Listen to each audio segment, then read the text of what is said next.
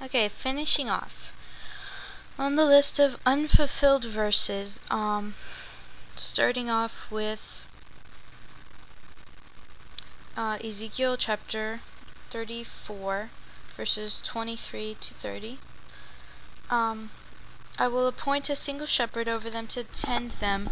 My servant David, he shall tend them, he shall be a shepherd to them. I, the Lord, will be their God, and my servant David shall be a ruler among them. I, the Lord, have spoken, and I will grant them a covenant of friendship. I will banish vicious beasts from their land, and they shall live secure in the wasteland. They shall even sleep in the woodland. I will make these and the environs of my hill a blessing. I will send down the rain in its season, rains that bring blessing. The trees of the field shall yield their fruit, and the land shall yield its produce. My people shall continue secure in their own soil. They shall know that I am the Lord, when I break the bars of their yoke and rescue them from those who enslave them. They shall no longer be spoiled to the nations, and the beasts of the earth shall not devour them. They shall dwell secure and untroubled. I shall establish them a planting of renown. They shall no more be carried off by famine, and they shall not again bear the taunts of the nations. They shall know that I, the Lord, that I, their God, am with them, and they, the house of Israel, are my people, declares the Lord God. For you, my flock, the flock I tend, are men, and I am your God, declares the Lord. This clearly hasn't been fulfilled yet, and this is a clear messianic passage. Another clear messianic passage that hasn't been fulfilled yet is Ezekiel chapter 40 to 48. I've had a lot of people ask me, why is this a messianic passage? I'm posting a link to a site that explains it. Continuing. Next one is Micah chapter 5. The Christians like to claim, well, what's for them verse 2. For me, it's verse 1. And you, O Bethlehem of Ephrathah, least among the clans of Judah, from you one shall come forth to rule Israel for me, whose origins are from old, from ancient times.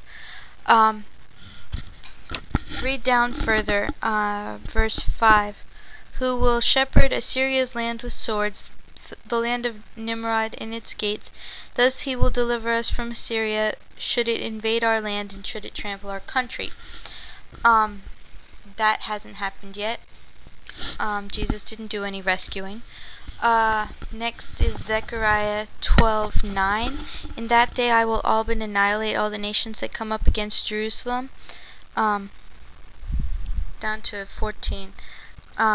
But I will fill the house of David and the inhabitants of Jerusalem with the spirit of pity and compassion, and they shall lament to me about those who are slain, wailing over them as over a favorite son, and showing bitter grief as over a firstborn. In that day the wailing in Jerusalem shall be as great as the wailing in Hadad Rimmon in the plain of Megiddon. The land shall wail, each family by itself, the family of the house of David by themselves,